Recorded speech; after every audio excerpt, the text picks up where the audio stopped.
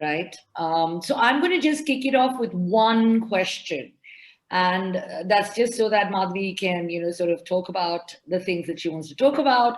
The rest is all entirely up to you. Please put your question in the chat box that is right in the bottom, right next to the share screen button. And Adya will call on you and unmute you so that you can ask your own question. We want this to be as interactive. Moderation should be minimal. It really should be a conversation between all of you and Madhavi without us in the middle. So I'm going to kick off with what, fascinates me most in terms of everything that you've written and talked about, and which is the business of naming, because actually, to be honest, I'm very ambivalent about it. I don't know where I come down on that side of the debate, right? So you've talked about what is lost and gained in naming something, whether you name a sexuality, you say, bisexual, you say gay, you say sapiosexual, asexual. And what is gained, which is, what is gained is fairly clear in terms of the law. If you don't name something, how do you protect it? If you don't name something, or in terms of society, how do you stand up against bigotry and bias, right? If you're saying that you hate me, then you have to define me, right? But the second, it's sort of part B of that question, is also naming anything. And I think you talked about this in both the piece that you wrote about the difference between erotica and sex, and is all sex, is all erotica sex, and also it was part of what you wrote about Padmavat.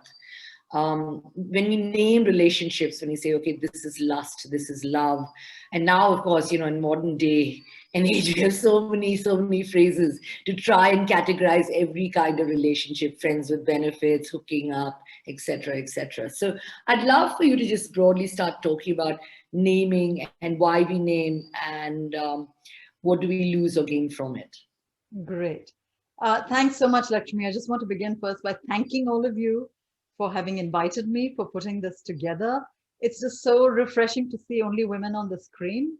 And I'm just sort of delighted by that.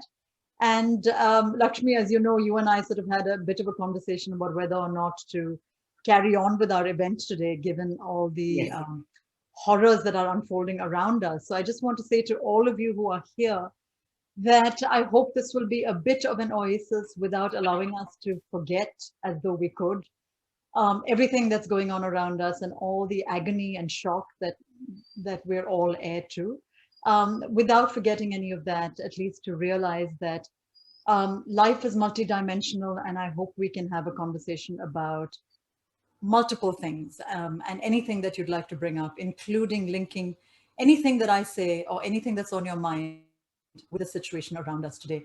I'm happy to talk about that as well. So I'm really glad to see you all. Thank you for having me, and I'm very happy to be here. And now, Lakshmi, just to your question, your sort of extremely capacious and generous question as a question. And I'm not sure I would say that this is a debate, because I think there are multiple ways to look at it, and I'm not necessarily sure one needs to come down on one side or the other, but you're absolutely right. One needs to be aware of what is lost and gained depending on where we come down. And so, yes, this idea of naming, this idea of giving a relationship a name, an identity, giving an orientation a name, an identity, giving one's gender a title and an identity, all these seem to be so part and parcel of our everyday lives that even wondering why we should have them seems counterintuitive. I mean, what does it mean to say, why should you have an identity or why should you have a name? You are nothing without a name, right? When you're born, you're not allowed to leave the hospital without a name.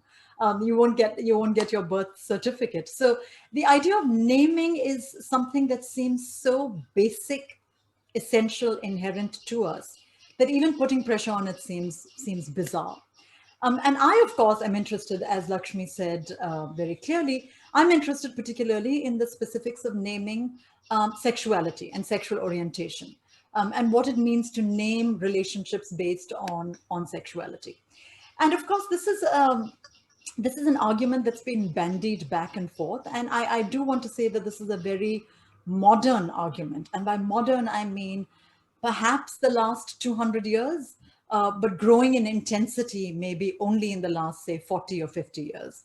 and perhaps even more so in the last, say, 4 or 5 years. So we've been sort of increasing in intensity in our desire for naming, our desire to be named, in having a desire to have identities with names, which was not the case about 200 years ago. Now, I am completely sympathetic to the desire for names. So, people want to say, I am gay, I am lesbian, I am bisexual, I am whatever. I have students who tell me new titles and new labels each passing day that I'd never even heard of. So I'm just sort of giving you the old-fashioned ones. There are many, many newer ones that I'm sure you can all fill in. And I'm very sympathetic to that because, as you said, Lakshmi, the desire to have a name is in many ways the desire to be visible. The desire to be visible to people around us, the desire to be visible to friends and family, the desire to be visible to the state, to the law, to the social structures around us. And that is particularly pressing and pertinent for people who feel invisible or for people who don't feel like they are recognized in any public setting or public form. And so the desire for a name comes to name, as it were, a much larger desire for recognition, a much larger desire for a certain kind of acknowledgement, especially when one feels effaced and invisibilized. And so that for me is the reason that I am sympathetic to the desire for naming as visibility. But just to go to a sort of very famous sentence by the French philosopher of sexuality, Michel Foucault, and he said very provocatively in Discipline and Punish, which is a wonderful book of his, and he says very clearly, one of his short sentences, he says, visibility is a trap. And what he means by that is what I find really fascinating, is that the minute you are visible, the minute you are named, the minute you are recognized, the minute you are recognizable, also means you are constrained within the category that that name brings into being. So for instance, the minute you say, I am a lesbian, you are constrained by certain parameters of the general understanding that attaches to that title. And so if you stray from that general understanding that attaches to that title, there are all kinds of ramifications. Now, you may not mind those ramifications, but there are. And so what Foucault suggested by identity is a trap is to say that identity is not always a get out of jail free pass. It is often a pass that puts you in jail. And it puts you in a jail of constriction and containment that gives you a state approved and state mandated identity to inhabit. And so suddenly the ironic situation of saying, this is who I really am, this is me coming into being publicly, this is me acknowledging myself publicly, ironically becomes a way of effacing my individuality and effacing my uniqueness, because it becomes an entry into a generic understanding of a term that has legal and social ramifications. And so this becomes then the problem of wanting a name or having a name, is that you get to be bound by a lot of these conventions and constrictions.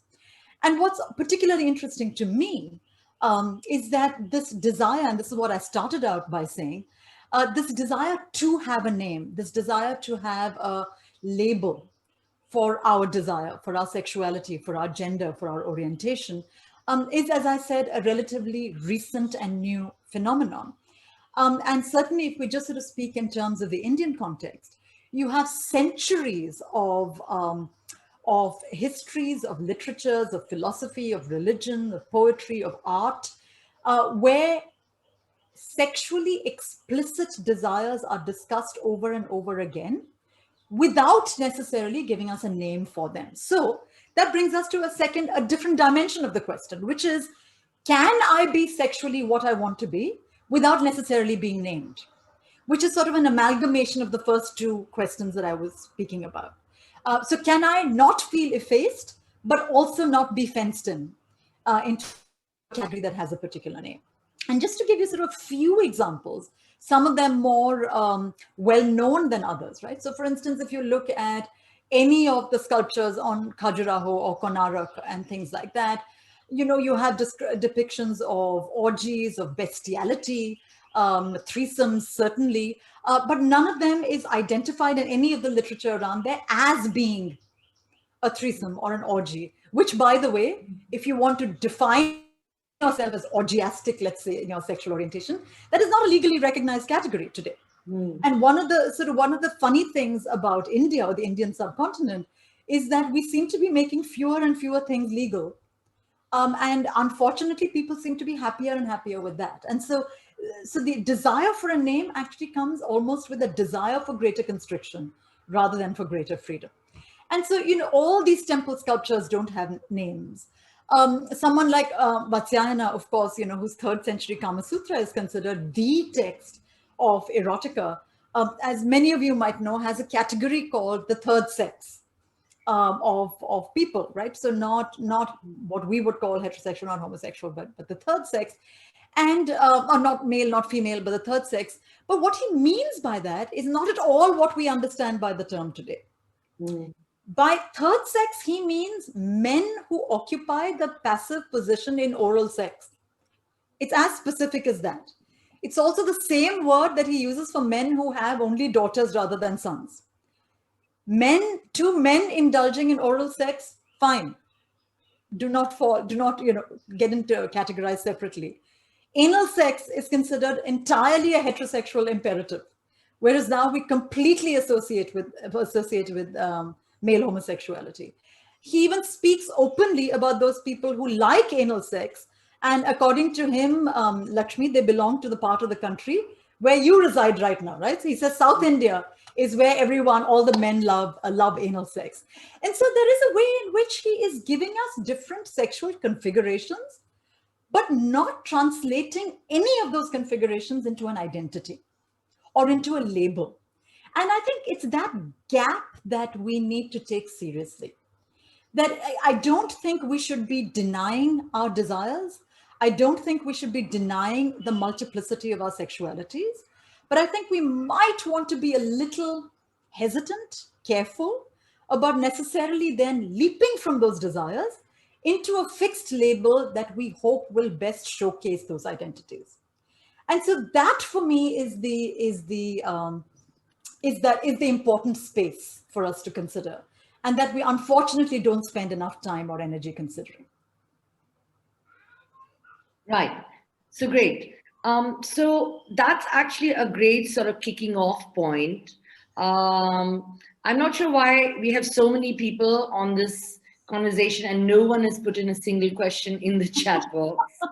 So if you want to ask a question, the way to do it is put it in the chat box, or if you just want to raise your hand now, that would be great too. Okay, someone raised their hand. Let's just start there. Sure. Yeah. And then maybe the others can just put it in the, they were too busy listening. Okay, so let's start with let's start with the person who's raised their hand, and then maybe we can then move on to the questions that start coming in the chat box. Yeah, hi Anish. Hi. Thanks for having this space, and I'm so glad that we're talking about this stuff more in India, which is great. So I was reading through what Splainer sent over, some interviews that you've done, and I want to read your book now, so I'm excited about that. One thing that came to me, which was shocking, was not shocking, but like ironic, was the impact of the English conservatism on India, and I think the notion that India was much freer with sexuality, and then the British came and kind of stopped everything, and now I think we're more conservative in general. So I think I had a couple of questions, but my first question, I guess, is how does the English conservatism clash with the Indian conservatism to kind of result in a current state where the majority of the population is so scared to talk about sex and to even acknowledge that, forget like homosexuality or other forms of sexuality. So love your thoughts on that. Yeah. Sorry, Anish, you said you had a couple of questions, but were you going to no, let's start with that. I think the follow-on to that would, I'll just say the follow-on to that is that what is your perspective on the repression of sex and the correlation with that to like rape culture in India, which is so bad, right? So I wonder what your thoughts are on Sorry, what did you say on the what of sex? The repression? the repression of sex in India and the correlation to that, to the rape, to the high amounts of rape that happen. And what are your thoughts on that? Right. So let me address your, thank you, first of all. Let me address your first question first. When I was writing the book, and in general, when I've been thinking about these matters, I always used to joke that I didn't want to blame the British for everything. But unfortunately, chapter after chapter, my research would reveal that there was something fundamentally horrific about the ways in which the British dealt with issues of sexuality. So, when you read the book, and I'm glad you're going to get it, when you read the book, you'll see how this plays out in terms of specific laws, in terms of specific practices, in terms of specific, actually, to go back to the question I was just addressing, Lakshmi's question, in terms of specific labeling and naming, and what happens, for instance, what's the politics of changing the name from sort of a courtesan or a devadasi to a prostitute. What happens in that change of name? And the British were responsible for a lot of that. But I have to add a huge caveat, which is that if it was just British prudery, it would not have taken as deep a hold in India as it did and as it continues to have. And one of the things that we all have to take very, very seriously is the fact that the British were able to find a very, very capable partner in their endeavor of spreading Puritanism. And that very capable partner was what we now know as the caste system in Hinduism. And the reason the caste system was such a capable partner of sexual Puritanism, of puritanical behavior, was because of its deep emphasis on that very idea of purity, on that very idea of purity and pollution, on who and what can cast pollution on someone. I sort of discussed this in the book as well. You have all these texts talking about, bizarre behavior of how, for instance, you have to measure the distance between a lower caste person and an upper caste person to measure the extent of how much the upper caste person might have been polluted by the mere presence in the vicinity of the lower caste person. And it is this language of purity and pollution that the British very much picked up on. And so if you think now to the conversations around sexuality, if you think now to our conversations about desire, they almost entirely fall within these categories of pure and impure with their synonyms, right? Natural and unnatural. All these come from that entire apparatus, that structure, the scaffolding of the caste system onto which the British grafted their Victorian morality and their Victorian prudery. And that's why it was able to gain such a toehold. Just to give you an example, almost simultaneously with Vatsyayana writing the Kama Sutra, you have Manu writing the Manusmriti, which is all about punishing people, not punishing people for various crimes, but also punishing people for our interest for sexual crimes. What's fascinating to me about the Manusmriti, of course, is not the punishments, which are hilarious actually, most of the time, but the fact that he's very matter of fact about the sexual interactions that go on. So he says, okay, so for instance, when two women have sex, here is the punishment. When two men have sex, here is the punishment, right? So even as awfully conservative and casteist a text as the Manusmriti is able to openly acknowledge sexual configurations, even if it is in the mode of punishment, but we're not even able to do that today. So that kind of marriage between British conservatism and the Hindu caste system really did a number on our psyche. And the reason I use the word psyche is because, of course, so much of this lies in the realm of fantasy, right? It's not, there's no rationality to it. So for instance, among the Kerala Nambudris, the Brahmins, the Brahmin women, if a lower caste person came near the Brahmin woman, if he was a carpenter and had his measuring ruler with him, then the presence was not considered polluting. Now, excuse me, what is this all about? It makes zero sense, but it's not meant to make sense. They're all rules framing what is pure and what is impure, with no rationality, no logic, but that fantasy of purity gets entrenched so deeply in our psyche. And it's precisely that fantasy that we see playing out everywhere around us today. Whether it's that notion of a Swachh Bharat, right? I mean, and I keep saying this, if the idea of a Swachh Bharat is about clean roads and public toilets for everybody, I'd be the first to sign on. But it actually has very little to do with infrastructure. It has everything to do with coming up with a pure narrative about this country without interruptions from any foreigners or outsiders or lower caste people or women or anybody. And so and in fact, my introduction to this book is called A History of Impurity, because I'm deeply, deeply suspicious of the rhetoric of purity. And that is the single umbrella word in which I think the British and the Hindu caste system come together to really do a number on what was going on in the Indic subcontinent. Yeah. Adya, Lakshmi, whoever's moderating, I mean, do you want me to address Anisha's second question, or should we move on to other hands and maybe come back to Anish? I think, we can move on and come back. Yeah, that would be good, yeah. Next up, Kritika had a question, actually. Kritika, would you like to ask it yourself? I mean, I had two questions. One was just, one was not really a question. It was, what is your thoughts on porn?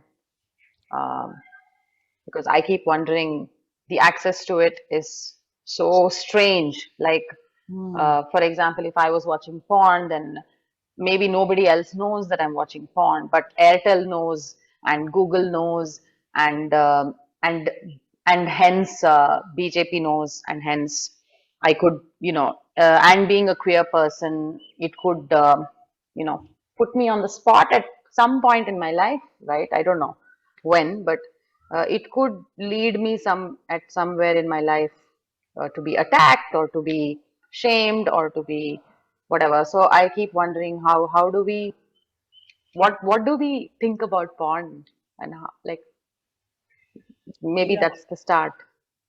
Okay. What do I think about porn? I mean, I think, like I do about most things other than hate speech and hatefulness in general, I think, the more the merrier. And the interesting thing though, Kritika, about porn, and I hear your fear about privacy, about being monitored, and I think all that is absolutely true. But the interesting thing about porn is that it's actually less regulated legally than a lot of other stuff around sexuality. Now, I don't quite know what the reasons for this might be, because, maybe because it's a global enterprise, because it's so freely available on so many different platforms that the sort of law can't actually prevent you from watching it. But chances are, if you're able to download a porn site, you remember, what was it, 4 years ago when the government banned 830 porn sites, but then reversed its decision pretty soon. So there seems to be, porn seems to occupy a sort of weird position in relation to the law, in relation to India. So yes, I understand why you're worried, but if I were you, I would actually be less worried about watching porn than about entering into a relationship with someone who's not deemed to be of the same religion as you, because that seems to be the far bigger crime right now in India. So, porn has a long and vexed relationship with feminism, with feminist thought, with feminists. And again, it's a very interesting debate. A lot of feminists, most famously someone like Catherine McKinnon, has said that porn is directly responsible for, going back to the first question that I didn't respond to, responsible for a certain kind of rape culture, is responsible for a certain kind of violence against women. Other feminists have said that, in fact, that is just too simplistic a causality that you're drawing there, that porn, in fact, the number of women viewers of porn is enormously high. The number of queer viewers of porn is enormously high. So thinking about porn as causing violence against women is actually an extremely heterosexist reading of porn, and an extremely sort of male heterosexist reading of porn. And that's certainly the side on which I would come down on, because I actually think porn can do very interesting things. I think, like with all artistic, creative endeavors, there's good and bad porn, and you have to take your pick. But legally, I actually find the idea that porn is less censored than many other instances of sexuality quite interesting. Thank you. Kritika, can we take your next question in a little bit? We have a couple of people. Yeah. Can I ask my question? It's related as a extension of the previous one. Samarth, can you put your questions in the? It just makes it easier Chat for box. Yeah, sure. Okay. We started with hand raising only because there was no question in the chat box, which created Sure. Yeah. So, so if you can just put it in, it just allows us to go in order, right? So and Vedika, you too, if you can put your question in the chat box, that would be great. Ade, you want to move on to the next person? Yeah, we had Shivani next. Shivani, would you like to ask your question? Yes. Hi. Sure. Hi. Yes. So this is with regard to the first conversation that we had, that giving a name entitles some sort of mindset with regard to it. But that statement, correct me if I'm wrong, stands true if and only if everybody is of a very open mind. So while that would have been amazing at the beginning, how would you suggest that particular statement can go through now in this society when everybody is already entrenched in some sort of beliefs? While that is utopia, I'm not contesting that. How do we go from here to there? Was my question. Yeah, I mean, I think that's a good question. And I think it's something that we all need to think about.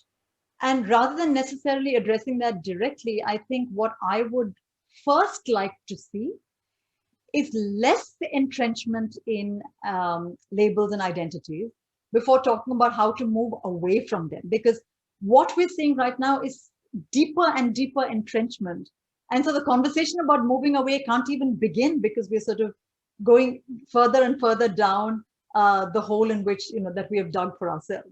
And so for me, the more immediate and pressing question becomes, why are we doing this? What is our ever increasing attachment to labeling ourselves? And so if we are able to have an honest and open conversation about that, it's only then can we move on to something that might look a little bit different.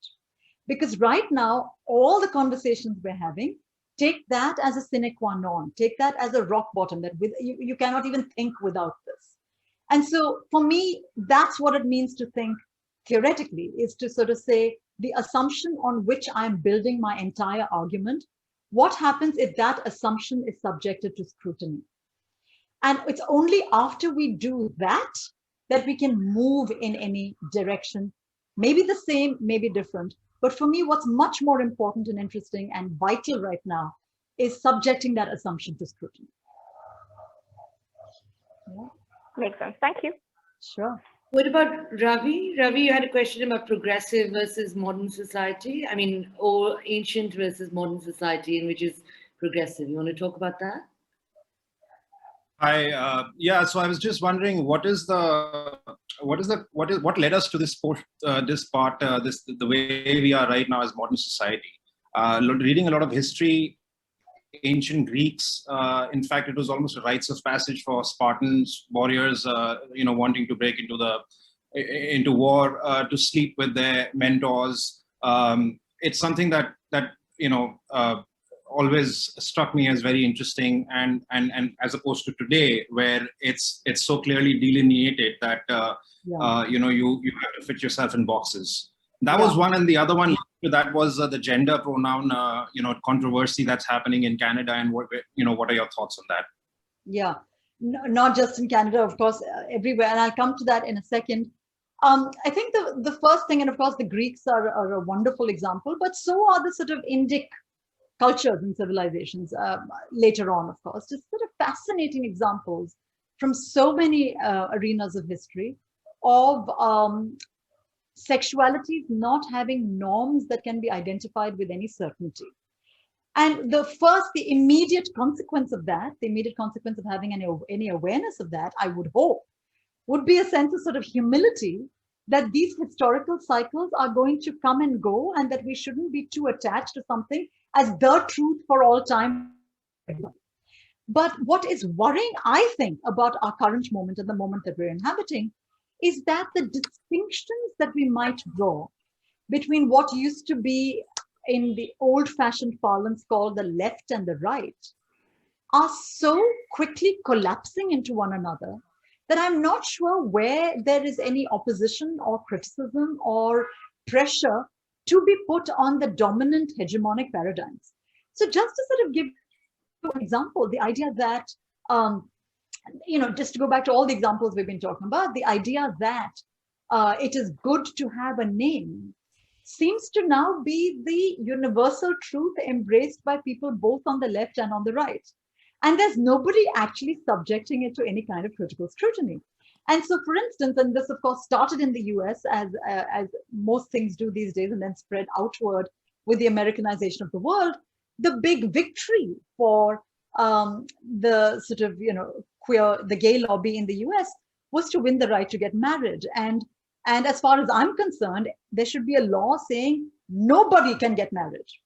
But everyone is rushing to join the bandwagon of marriage, which really dismays me precisely because it seems to suggest that there is in fact no conversation. Everyone is on the same playing field. And that's very worrying because we don't actually want to be, I don't want to sound, or I will speak only for myself, I don't want to sound like the right wing. But what we're seeing more and more is left-wing or seemingly left-wing content, which is to say recognition for more people, respect for more people and communities, being packaged in right-wing discourse, which is to say, and this is to go to your second question, unless you agree with me, I'm going to kill you.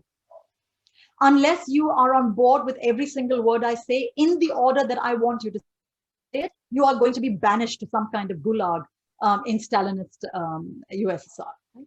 And so there is a way in which our discourse, both in terms of tone and content, is moving so far to the right that I sometimes feel a great deal of despair if we'll ever be able to claw our way back into a real politics, which means a contestation of ideas, which means an actual conversation rather than everyone at one another's throats, which is exactly, of course, the kind of politics that is being modeled for us nationwide and, of course, to an extent globally as well.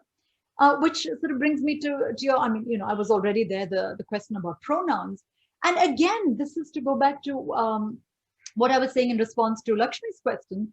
Again, the question about pronouns is so fascinating and so multifaceted because, of course, on the one hand, of course, you want people to be aware that they cannot assume one pronoun is going to fit everybody.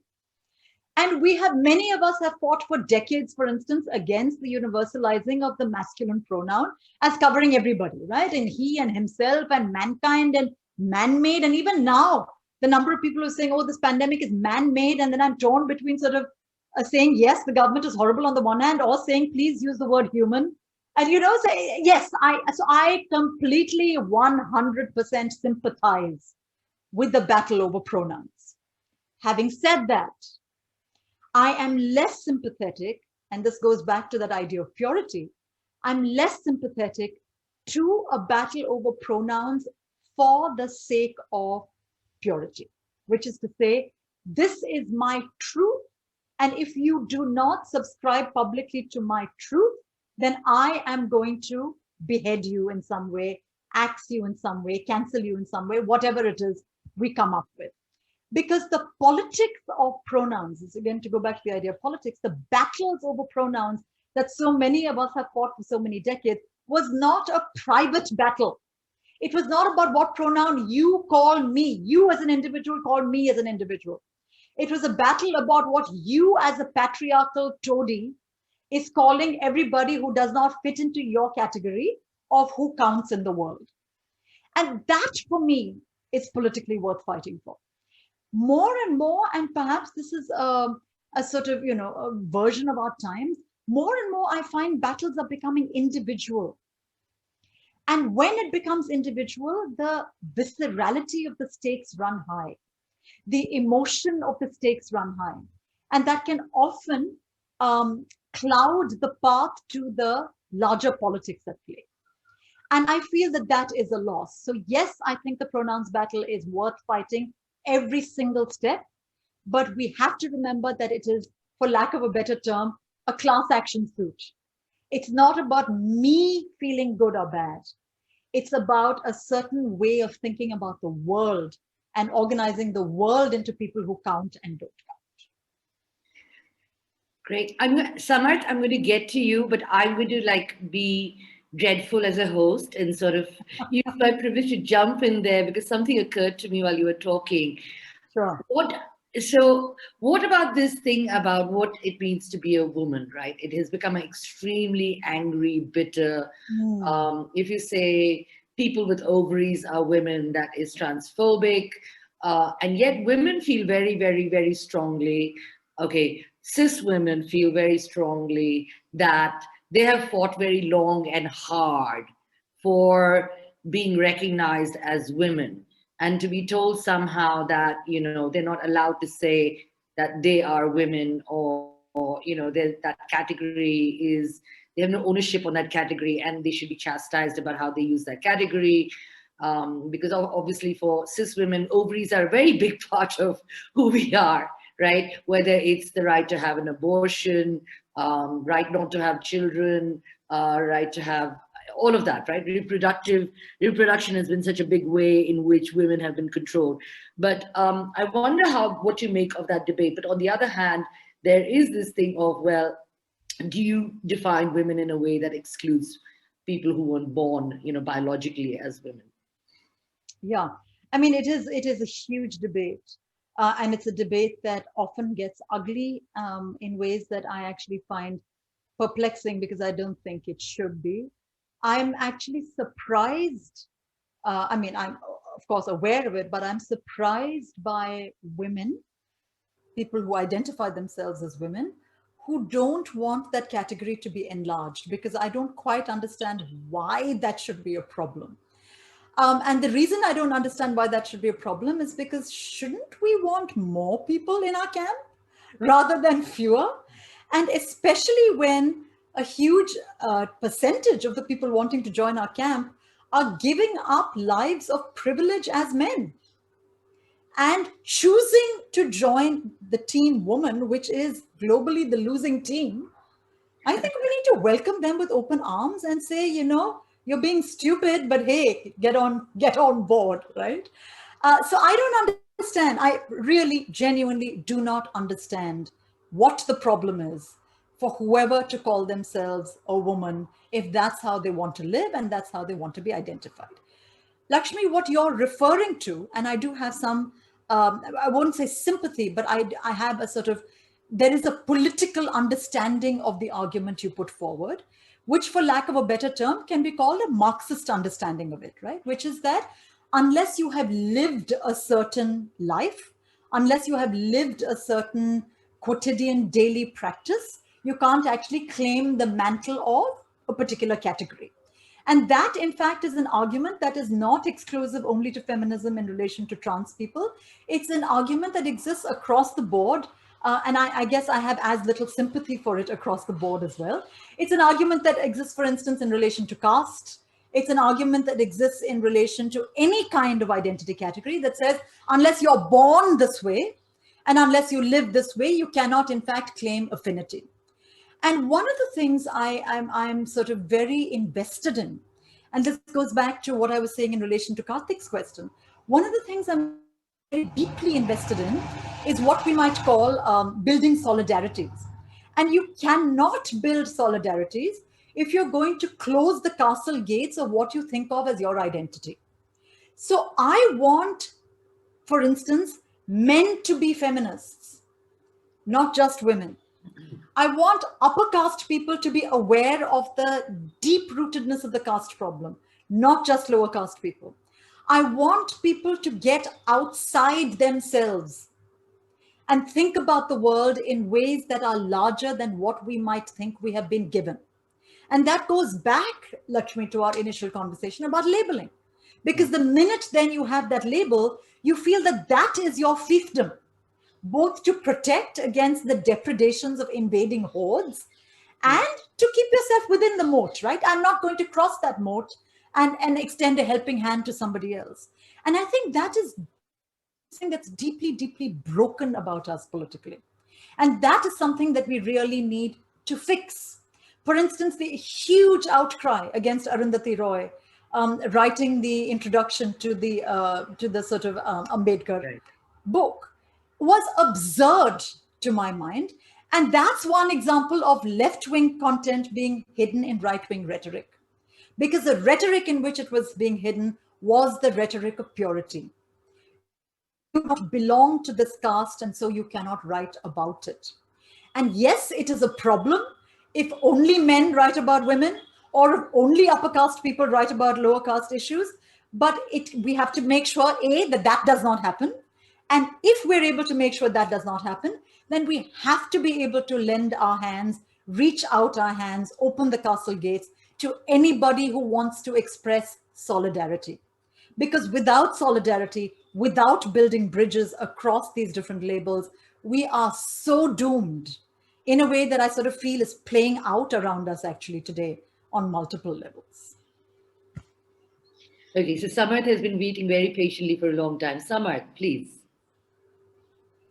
Yeah, hi. Hi, Madhavi. So, I mean, I have this very long question, so I type it all. So, yeah, I'll just read it out. Sure. So, I read this really interesting book by this author, State Stevens. I can't pronounce the last name. Everybody Lies. And, he used digital data trails to explore, new questions about human nature, as a new way rather than just philosophically, but looking at actual evidence. And, he discusses sexuality a lot. There's like half of the book is about, discussing, different things that people say in surveys and what he actually finds through Google searches. And, specifically about sexuality, he looks at pornographic websites and, the search terms, to infer what people really desire. So there's a lot of findings there, but one thing that struck me was this one, that, a quarter of female searches for straight porn was about violence against women, and 5% of it was non-consensual sex. So I was really disturbed, when this finding, because it's not something that was intuitive. In fact, in the earlier discussion around pornography and its link with the rape culture, by default, the assumption is that, it's all men who's, searching for this content, and whatever the causality goes after that. So I was just wondering, and see, the whole point of the book is that these are the things that no one is going to tell you, but because we have numbers, we can actually infer it. So I was wondering if there is, is this really, in all the historical work that you have done, is this finding really surprising? Is there some precedent on how to think about this, in a certain way? So that is one. And second, more broadly, I was just curious, where do these desires really come from, right? I mean, is it all, work of our neurons and hormones and genes, or, how much of it is determined by culture? Because I think a better understanding of this can maybe, help us answer the previous question about why people are searching for this. So yeah, I mean, that's what I wanted to do. Yeah, thanks so much. Maybe I can jump into that and just say women have rape fantasies too, and there's always been a long discussion in feminism as to whether women who have rape fantasies actually want to be raped, and what's the difference there, right? I just wanted to sort of add that as well, that non-consensual sex is not just men, it's also women. It's fairly well documented that women having non-consensual sort of fantasies about non-consensual. Well, the crucial word in this entire conversation is the word fantasy. And so I just want to say at the very beginning, for instance, the finding is not at all surprising to anybody who's actually been immersed in thinking about sexuality. But I want to say at the very beginning, and this is a point that philosophers like Slavoj Žižek make as well, which is that having a fantasy about rape is not the same thing as wanting to actually be raped. And so, yes, women can search all we want for non-consensual sex or for rape culture or for being raped. But that's not necessarily, the causality is not necessarily the same thing as saying you search for that, therefore you want to be raped. And so that becomes a bit of a patriarchal fiction of, oh, look, all these women are searching for rape culture, they must want to be raped. So let me just say at the very beginning that that is not the case.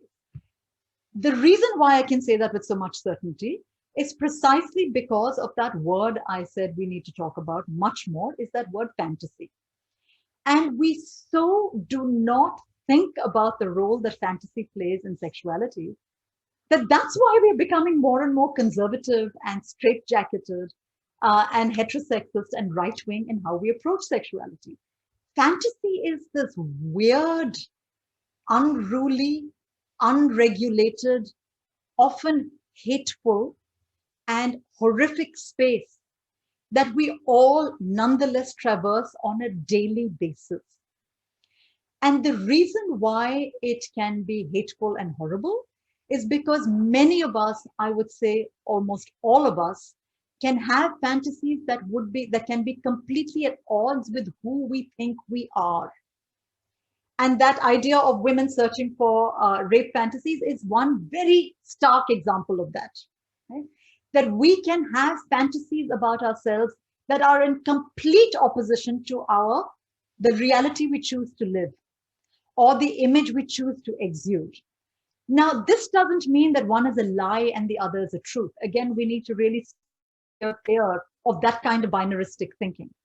But it is to say that if you're going to completely ignore the disquieting and troubling role of fantasy in relation to sexuality, or fantasy in relation to desire, then you're going to get stuck more and more and more in another kind of fantasy, which is that we are completely self-aware of what we want. Our desires are completely transparent to ourselves. Our orientations are completely certain. Therefore, if I decide that this is my sexuality, I am certain it's going to be my sexuality for the rest of my life. And because we are investing in that particular fantasy of fixity, we are forgetting it's like the tip of the iceberg. We're forgetting the massive amount of fantasizing that actually structures our desires in ways that are less than pleasant or might be less than pleasant. Now, knowing what those fantasies are might not make us better human beings, might not make us less violent human beings, although I hope it will. But to my mind, knowing what those fantasies are will at least allow us to acknowledge that we are not fixed, that we are not fixable, that we might move around markers that are mutually incompatible, that we are not homogeneous people, that we are not transparent. And I would hope that that kind of awareness might make us more kind to people who don't want to be fixed, to ideas that don't want to be fixed. I think that is truly utopian on my part, because I don't think that actually will happen. And the reason why people are less and less interested in fantasy these days is because no one wants to think about it. Everyone wants a fixed identity. Everyone wants the truth of a certain kind of fixed purity, and no one wants the uncomfortable interruptions that our fantasy makes in our desires. And by forgetting those uncomfortable interruptions, we can narrate our sexual lives with so much more directness, but actually the word I want to use is straightness, with every meaning that we might associate with that word. We can narrate our sexuality with a straightness that will not admit of any corruption or impurity. And the minute we are on that path, on a path that is going to be absolutely unbending in the face of any kind of interruption, in the face of any kind of disruption, whether that wells up psychically within ourselves or whether we view it in the world around us. So I think ignoring fantasy, if someone were to ask me, why do you think we're in the position we're in today? I would say ignoring fantasy is about 90% of the reason why we are here. Ignoring our fantasy, ignoring the fantasy that subtends our desires and our sexualities. Great. Pooja, you want to ask your question? It's an interesting question about sex. Yeah, sure. So this is putting sexual identity completely aside, but in many novels that I read, the main characters seem to be mainly motivated by the act of sex. Would you agree that this is a motivator in life, like a reason to live? And in your experience, which percentage of people have this motivation? Sorry, by motivation, you mean the desire to have sex? Yeah, that it's the main reason for many people to take decisions in their life and to move on with their life and to basically to like so many novels end in, or like have work up to this high point, and the high point is that person finally having sex with someone else, or that's the Really? payoff. Like which novels? Like many of the best-selling cheap novels that make their way onto the, like 50 Shades of Grey is an example of this. Of course, that also handles different themes, but this is both from the male and the female perspective. At least I seem to encounter this in my life, that many people are motivated by, like, for having sex in some way. Yeah, I guess there's a reason. Broadly and say, like, is sex really the driving energy? Like, it's a very Freudian sort of, if Freud thought like everything came down to sex, and sex was the primary driving impulse in human life. And I think maybe the question is really about, how much of literature and fiction and is really about, sex and sexuality sort of driving people's actions and lives and decisions. And another example author of this is Murakami. Many of Murakami's books also have this sexual theme running throughout it. Murakami is very different from 50 Shades of Grey. I mean, there's a reason why I have never read 50 Shades of Grey and have no desire to either. And sorry to sound like a snob, but you're talking about two very, very different things. You're talking the desire to sort of consummate the act of sex barely features in any novels worth the name of literature. And in that I include Murakami. It might be, in 50 Shades of Grey, which I haven't read, I can't talk about that. So if you're asking me, does the sexual act or the desire to actually have genital sex with someone motivate people a lot? My answer would be unequivocally no. But to go to Lakshmi's intervention, does the sort of sexual drive have a huge role to play in how we live our lives and how we live our lives relationally? The answer is absolutely yes. But Freud's great insight, and Freud was an absolutely brilliant thinker of sexuality, one of Freud's great insights is that the sexual drive is not at all concluded by the act of sex. That in fact, the act of sex is almost by the by, that it comes and it goes, but it in no way exhausts the sexual drive. And so so we have to separate the two. And when we think about sexuality, a lot of people, and this is why your question is important, a lot of people assume that we mean the act of sex. But in classic psychoanalytical thinking, and classic theoretical thinking, the act of sex actually is fairly unimportant in relation to the sex drive. So to take, perhaps the most classic example or important example, and it has versions all over the world, the sort of Romeo and Juliet phenomenon, or the Laila Majnu phenomenon, the Soni Mahiwal phenomenon, all of which they've all had sex.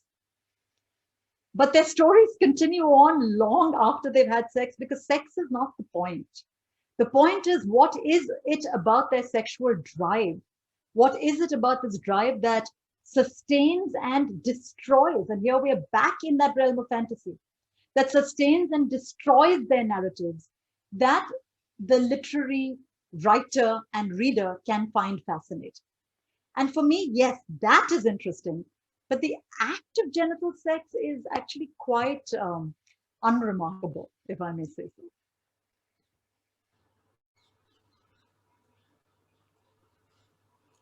Kritika, do you want to talk about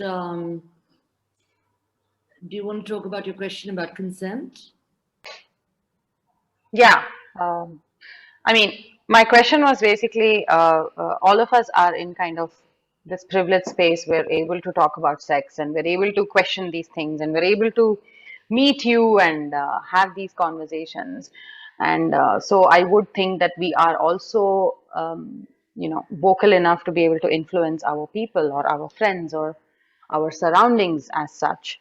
So I guess just wanted to hear your thoughts on how do we help people, and I don't want to say just men, and that's why I'm saying people, to be able to understand the difference of rape culture, lack of consent, and also the lack of feminism in the sex culture. What can we do?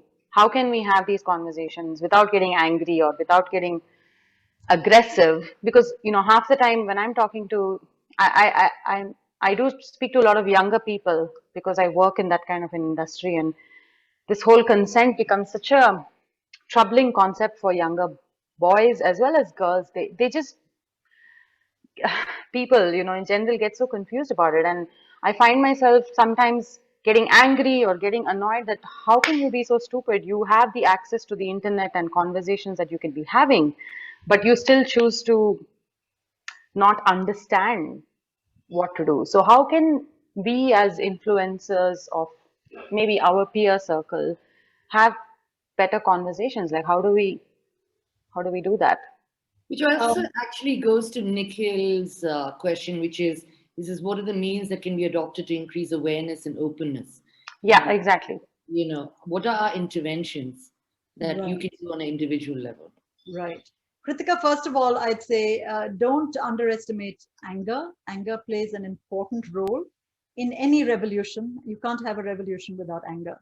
I'm a big fan of anger, especially political anger. So please go ahead and get angry. That's great. That's fine. Yeah, I mean, but I have been branded as an angry, aggressive person who cannot be spoken to. Then what happens? Conversations don't happen. Most women are. Yeah. The minute a woman has an opinion, she is branded an angry person. So your choice is either to keep quiet and be narrated as a non-angry person, or to speak up and run that risk. And I hope you will run that risk. No, definitely, always. So don't pay too much credence to that. So sorry, were you saying something? No, I was saying I agree. And also if a man, I've heard a lot of conversations where if a man did the same thing, he would not be aggressive. He would be open-minded or blah, blah, blah, blah. At all. Would be bold and visionary. Anyway, so let me say one thing actually first. And this is something that I think you'll agree with me, which is I'm not sure that social privilege equals openness, or that social privilege equals freedom to speak, or that social privilege equals freedom of alternative kinds of behaviors. All of us have either visited in real life villages, small towns in India, or seen them at least on documentaries or films. And without even thinking too much about it, you would have seen very often, for instance, that women physically, the body language of the rural woman is much more open than the body language of the urban woman in India. The urban woman in India is always going to sit with her legs crossed over one another or close together. The rural woman is almost inevitably going to sit with her legs apart. The urban woman is going to go behind trees or pillars to smoke her cigarette. The rural woman is going to smoke her bidi openly. So I would just caution us, first of all, against an easy, fairly classist equation of urban with freedom and rural with constriction, because that's in fact not the case. In fact, Kritika, what you were just explaining is unfortunately the huge truth that we have to face up to, which is that the more educated we become as women, the more conservative we tend to be sexually. And the more conservative we tend to be in terms of our gender performance and presentation. And our conversation earlier on just now is a very small example of that. Most women, so for instance, I almost said this at the beginning of our Q&A today, when Lakshmi threw it open for questions, and the first hand that went up was a man's hand. And inevitably, women take longer to speak. They censor themselves in public from speaking. And the more educated you are, the more you censor yourself. Whereas men from whichever class they are will feel they have a right to occupy the public space and public sphere and will speak no matter what. And of course, all the men who've asked questions today have been thoughtful and lovely and wonderful. That's not the problem. The problem is we must not underestimate the huge pressure that upper class, socially educated women might be under. And so if we underestimate that, we are immediately going to underestimate the scale of the problem. So we mustn't underestimate that, first of all. Second of all, to go back to my idea about fantasy, my trouble with conversations around consent, I think we should have them. I think we should have more of them. My trouble with conversations about consent is that many people assume that it is going to be a transparent conversation. And I keep saying to people, if consent were that easy, we wouldn't actually need to talk about it. But because it is such a complex phenomenon, we need to talk about it. And it is complex precisely because of fantasy. And again, I think everyone present here today, we have all had this experience in different versions at different points in our lives on different days, sometimes different parts of the same day. Sometimes we might want to do things in the morning that we might not want to do in the evening. Or we might want to do things in the evening today that we might not want to do tomorrow. Now, if we think about consent as this blanket term that should always apply to everything we think, that is a problem. But if we think of consent as something that pays attention to what we are feeling in that moment, which we might contradict the next moment, and take that contradiction seriously, then I think that is an important conversation to have, which is to say, we cannot assume consent is transparent, even to ourselves. And if we forgive ourselves for not being transparent, we will be a lot more comfortable actually expressing that non-transparency. But because we impose on ourselves that regimen of being homogeneous and transparent and clear, we can never forgive ourselves for being unclear. And if we recognize that lack of clarity might actually lie at the heart of sexual encounters rather than clarity, then we can begin to have the conversation of saying, well, depending on your lack of clarity, you might want to take some time off and come back to this particular place. Or you might want to actually take some time off and have a particular kind of conversation before coming back here. But you have to begin with an understanding that the position you're in is complex rather than simple. It's I think, completely beside the point to say yes is yes and no is no. I mean, of course, that makes it sound so simple, doesn't it? And for instance, one of these videos about consent, which I particularly dislike, is about, and I'm sure we've all seen that, is about the tea bag, right? Making tea. It's like sex is like making tea. And it's like, no, it is not like making tea. We don't have fantasies about making tea or not tea. We don't hate ourselves for having tea or not having tea. The problem with sex, which is also why it's so rich, is because it becomes the node around which all kinds of fantasies, all kinds of contradictions, all kinds of stigmas. And if we simplify that cluster, we are doing ourselves a disservice and doing a disservice to the people around us. So for me, the first step of any conversation about consent is to understand complexity, our own as well as others', and then take it from there. And taking it from there, frankly, I don't know, Kritika, where that conversation will go, because it's going to be different for different people and different with different groups. And I think we have to allow ourselves that openness. But if we begin with having sex or getting consent or giving consent is like making tea, to my mind, we are making a mockery of the whole thing. And that's the kind of simplification we need to avoid.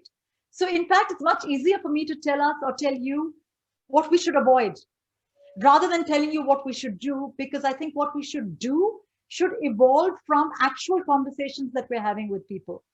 But what we should avoid is a certain kind of simplification. What we should encourage is a recognition of complexity, which unfortunately fewer and fewer people want to recognize about themselves. So Insia has a question, but I'll have her ask a question. And I think a couple of the other questions can actually, it's about power and sex. Maybe Insia, you can ask the question and I'll try and bring in some of the other related questions in, because we're also running out of time. And I think we don't want Madhu to run out of her voice either. So Insia, do you want to ask a question? Yeah, sure. I think I confused myself a little while trying to word my question, though I think largely what I'm trying to ask is, and this is literally me going back to every conversation that I had as a teen as well, where you'd be like, boys would talk about how so many of their decisions that they made were related to, oh, who am I going to get with? Or like, and I don't know how much it was about sexuality, or was it about power? So I think the kind of like, can you shed some light on the relationship between the desire for power, the desire for sexuality, and how that impacts sort of decision making for a human being? Yes, and I think this also goes into the question about marital rape, right? Amrita has. I'm not sure that last part I can answer. Sorry?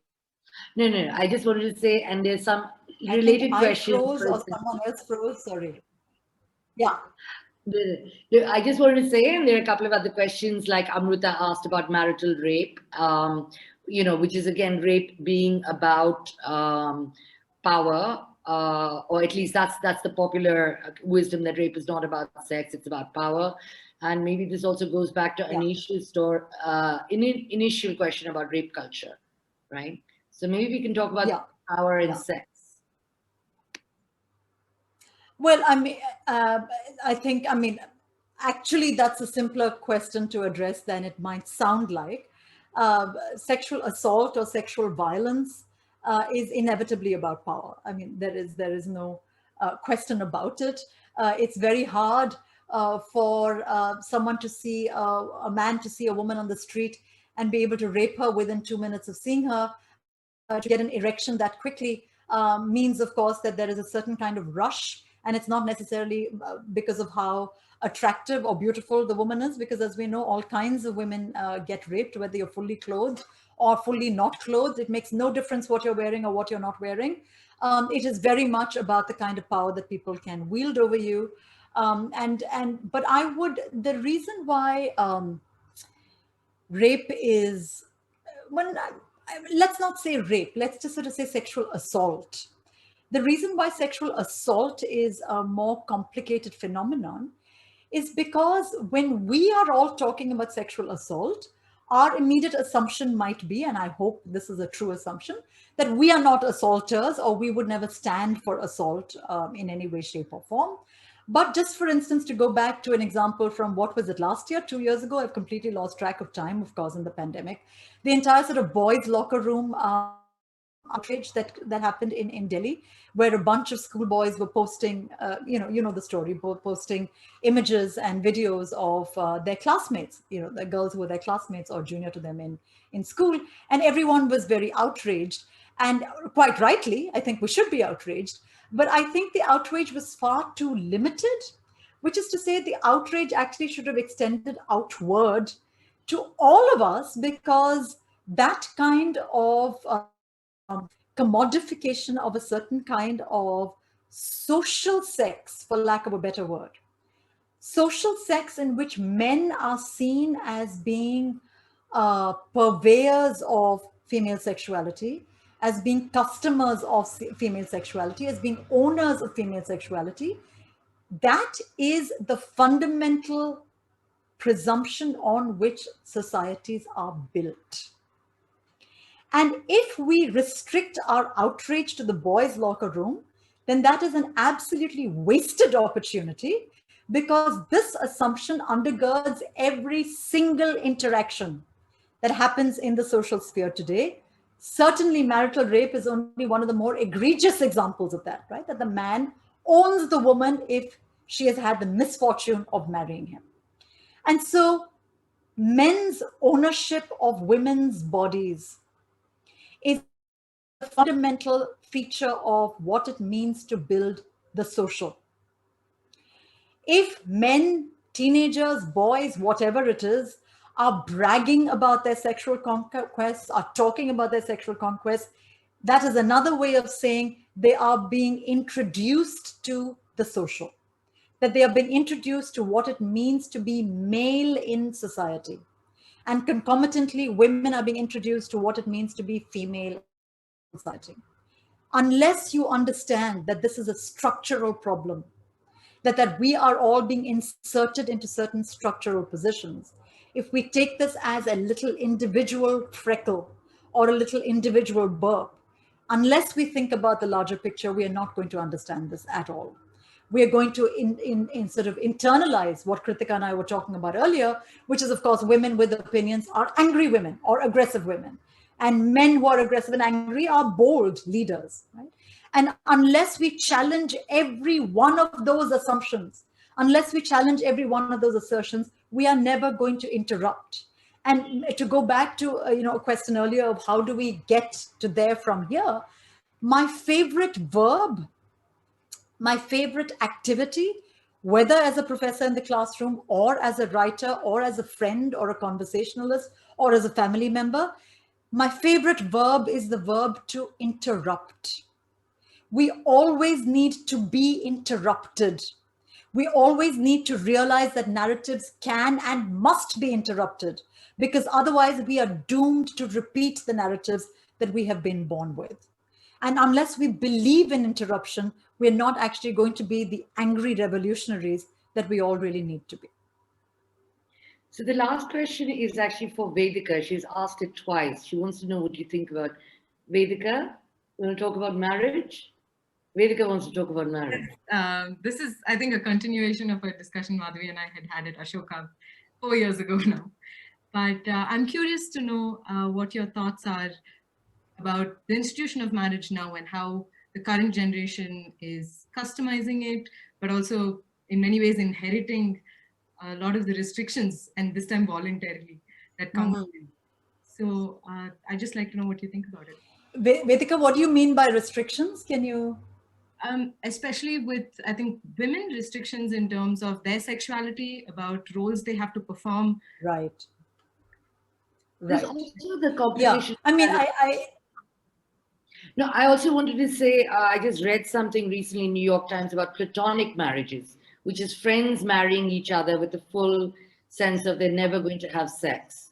It's a sort of unbundling of sex and marriage. So there are all kinds of marriages now, right? In some ways.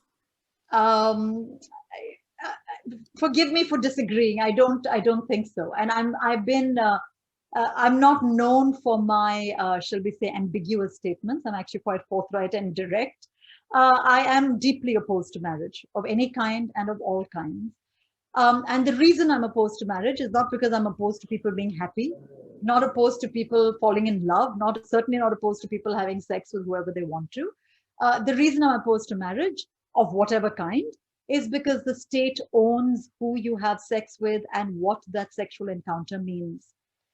And I don't see why anybody would voluntarily want the state to tell us who we should have sex with, who we should have children with, who we should be friends with in the platonic marriage, who we can bequeath our money to if we have any, who we can do anything with, so long as it is not causing harm or damage to anybody else.